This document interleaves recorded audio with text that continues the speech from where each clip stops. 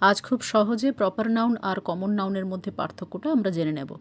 প্রথমে মনে রাখতে হবে প্রপার নাউন মানে যে কোনো একজন ব্যক্তি বা যে কোনো একটা জিনিস বা যে কোনো স্থানের নামকে বোঝায়।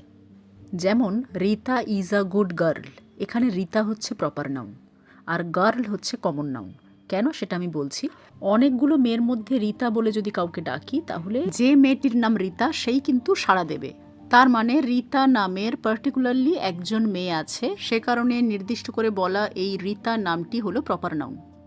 কিন্তু যদি গার্ল বলি তাহলে গার্ল মানে মেয়ে, যে কোনো মেয়েকেই আমরা গার্ল বলতে পারি। নির্দিষ্ট করে কোনো একজন মেয়েকে আমরা গার্ল বললাম, অন্য একটি মেয়েকে গার্ল বললাম না, তেমনটা কিন্তু হয় না।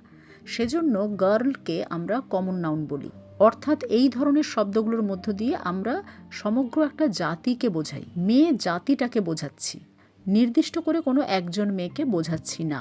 পরের সেন্টেন্স দেখো, নীল ইজ আ ব্যাড বয়। নীল হয় একজন বাজে ছেলে। এখানে নীল হচ্ছে পার্টিকুলারলি একটা ছেলের নাম, তাই নীল এটি প্রপার নাউন।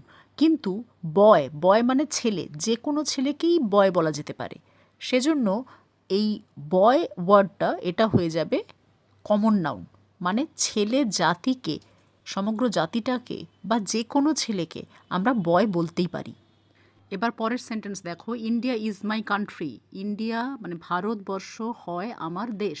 এখানে ইন্ডিয়া হচ্ছে একটি দেশের নাম, নির্দিষ্ট করে বলা আছে, সেজন্য এটি প্রপার নাউন। কিন্তু কান্ট্রি মানে দেশ, শুধু ভারতবর্ষ নয়, যে কোনো দেশকেই আমরা ইংরেজিতে কান্ট্রি বলি।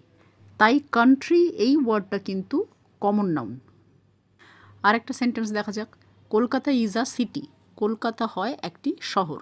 এখানে কলকাতা নির্দিষ্ট করে একটা শহরের নামকে বোঝাচ্ছে, সেজন্য কলকাতা এই নামটা হচ্ছে প্রপার নাউন।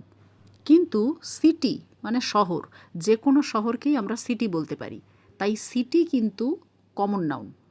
যে ওয়ার্ডটা শুধুমাত্র কলকাতা বা দিল্লির ক্ষেত্রে যে ইউজ করতে পারবো, অন্য কোনো শহরের ক্ষেত্রে ইউজ করতে পারবো না, এমনটা কিন্তু নয়। তাই সিটি ওয়ার্ডটাকে আমরা কমন নাউন বলছি।